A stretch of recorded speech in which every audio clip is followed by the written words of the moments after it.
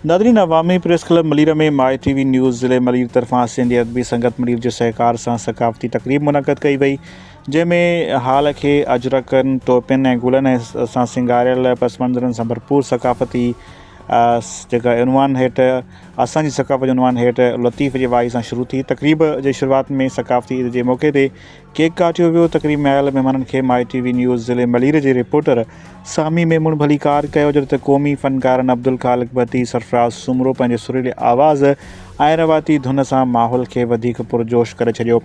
ए सिंध तुंहिंजी सींद खे रत जी ज़रूरत आहे, रत खे वरी भाॼी गभे भत जी ज़रूरत आहे। चयाऊं सिंध ऐं सिंधियुनि जी छो तस्वीर पियो सोरी, चयमि पछाड़ी आहे इबादत जी ज़रूरत आहे। इहो उस्ताद बुखारी जो शेर हुयो ऐं उस्ताद बुखारी जेको इन शेर में फरमायो आहे उन में इहो मैसेज ॾियण जी कोशिशि कई अथई, सिंध सां जेका मोहबत आहे उहा बि इबादत जी शकिल आहे। सो अॼु ही जेको सभ खां पहिरियां त मां सामी मेमन साहब खे मुबारकबाद थो ॾियां, जंहिं माई टीवी न्यूज़ जे हिन प्लेटफॉर्म ते ऐं मलीर अवामी प्रेस क्लब मलीर जे प्लेटफॉर्म ते ऐं सिंधी अदबी संगत जे प्लेटफॉर्म ते ही प्रोग्राम कयो आहे। ऐं उहो जस लहणो ऐं अवामी प्रेस क्लब मलीर जा जेके बि दोस्त आहिनि उहे तारीख़ी कमु पिया कनि था ऐं उहे तारीख़ रक़म पिया कराइनि।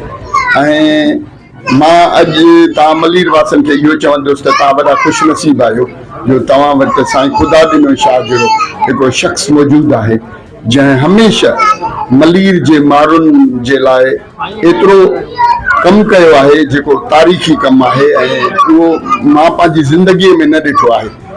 ऐं तव्हां कॾहिं बि जेके नुमाइंदा आहिनि चूंडियल उन्हनि ते न भाड़ियो, छो जो उहे गवर्नमेंट जी पॉलिसियुनि ते हलंदा आहिनि।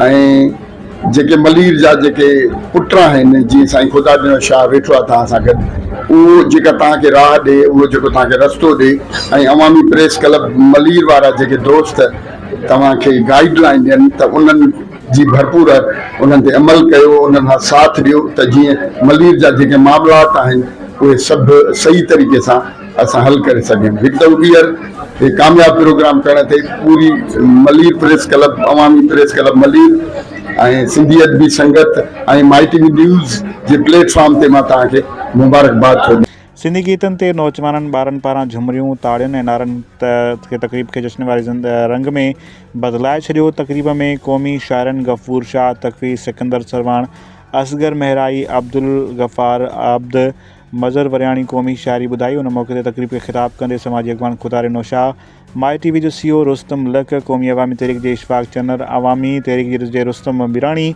समाजी अॻवान इरफान अब्बासी, GA सिंध महाज़ जे फैज़ सिंधी, SUP जे शहराज सोलंगी ऐं ॿियनि चयो त सिंधी सकाफ़त जो ॾींहुं रुॻो जशन न पर पंहिंजी सुञाणप ज़ुबान ऐं हज़ारनि सालनि जी पुराणी तहज़ीब खे ज़िंदा रखण जो अज़म आहे। हिननि जो त अजरक, टोपी, पटको सिंधी अवाम जी क़ौमी गैरत ऐं धरती सां मुहबत जो निशान आहिनि।